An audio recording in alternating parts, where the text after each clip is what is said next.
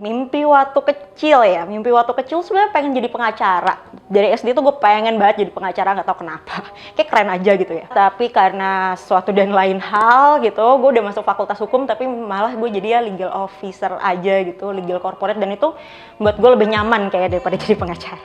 Hai guys, selamat siang. Nama gue Dian Valentin. Gue di sini sebagai legal officer di PT Alto Network. Oke, udah 5 tahunan gue di sini.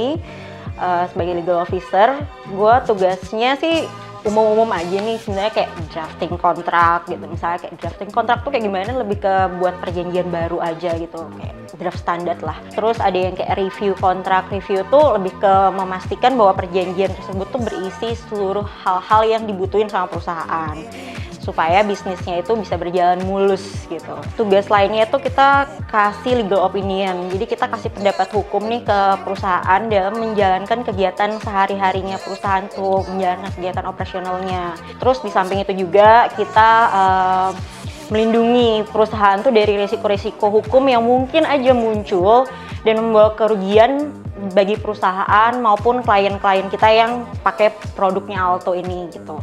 Jadi memastikan bahwa perusahaan juga menjalankan kegiatan usahanya itu sesuai dengan peraturan perundang-undangan yang berlaku.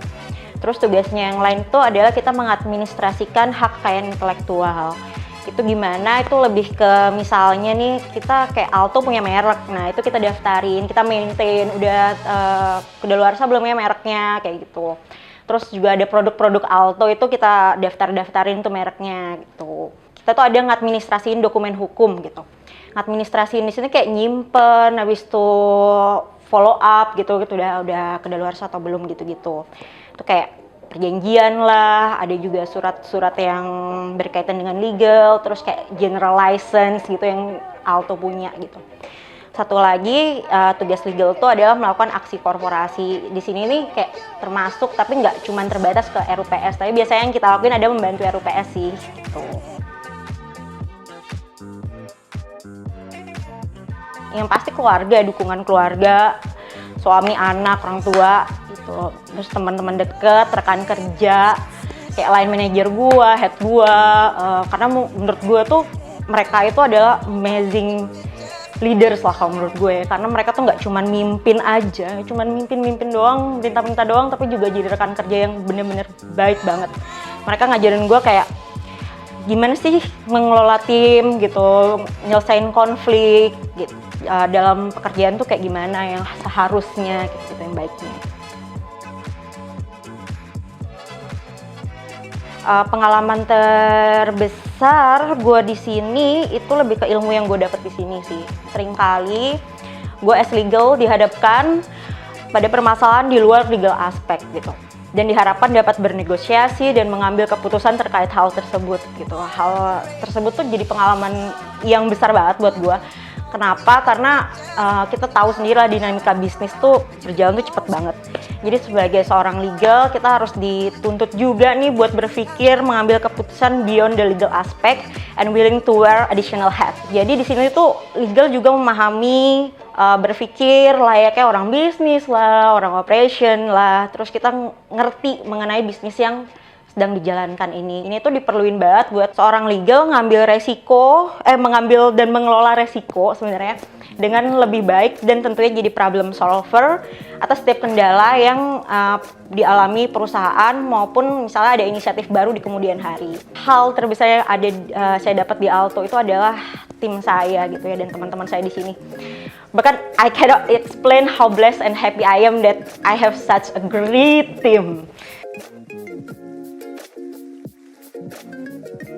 Menurut gua dan menurut orang-orang deket gua, katanya gua tuh orang yang investigator. Jadi gua tuh mengamati semua informasi yang ada gitu, terus buat nyadarin gimana sih situasinya sebelum gua kayak kasih pemecahan masalahnya gimana mengatasinya. Terus gue cukup empati sama orang juga.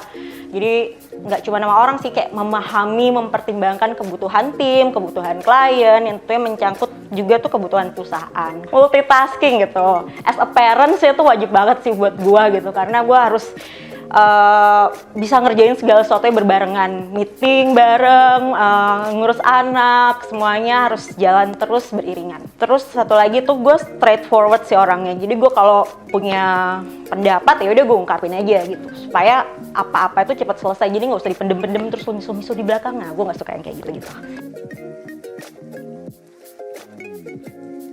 Bagi saya tuh seorang pemimpin adalah orang yang dapat menginspirasi kita untuk memiliki keyakinan atas apa yang kita lakuin kayak gitu.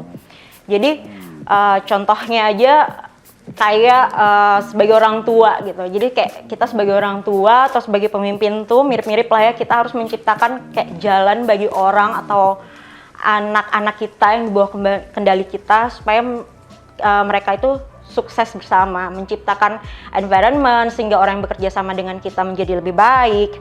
Semakin kita terinspirasi oleh kehebatan orang-orang itu, oleh anak-anak kita, semakin kita juga pastinya bisa inspirasi mereka kayak gitu.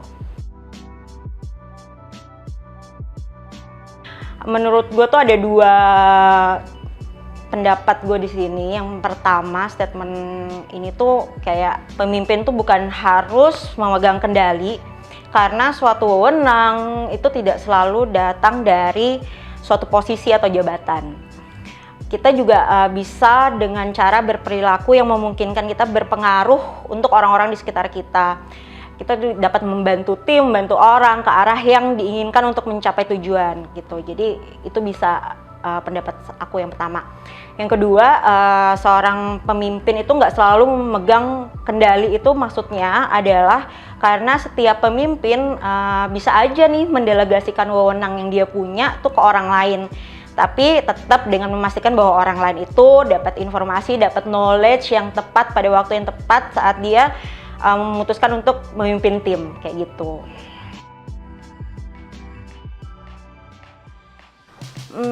What kind of leader you wish to be?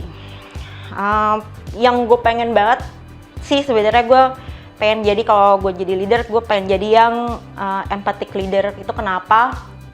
Karena menurut gue tuh tanpa empati kita tuh nggak bisa nyiptain lingkungan yang dimana orang lain tuh ngerasa aman gitu dan memiliki kepercayaan satu sama lain. Karena trust itu tuh bener-bener bisa menguatkan suatu tim gitu. Pastinya kan kita semua tuh punya masalah, punya kesulitan. Nah, dengan empati ini kita bisa ngelihat itu masalah dan kesulitan masing-masing tim gitu apa aja. Jadi nggak cuman ngejudge suatu orang dari hasil kerjaannya aja, tapi kita bisa tahu, oh kenapa orang ini bisa kerjanya kayak gini gitu. Jadi walaupun memang kita pastinya tuh nggak bakal bisa nyenengin semua orang. Maksudnya tuh di sini kita nggak mungkin lah bisa nyenengin semua orang gitu ya. Ini lebih kepada kalau kekhawatiran tim kita itu didengar dan kita ada upaya buat menyelesaikan masalah tersebut. Jadi empati itu bukan berarti kita lemah atau kita rentan, tapi sebenarnya itu lebih ke perhatian, ngasih perhatian lebih banyak lah ke orang lain kayak gitu.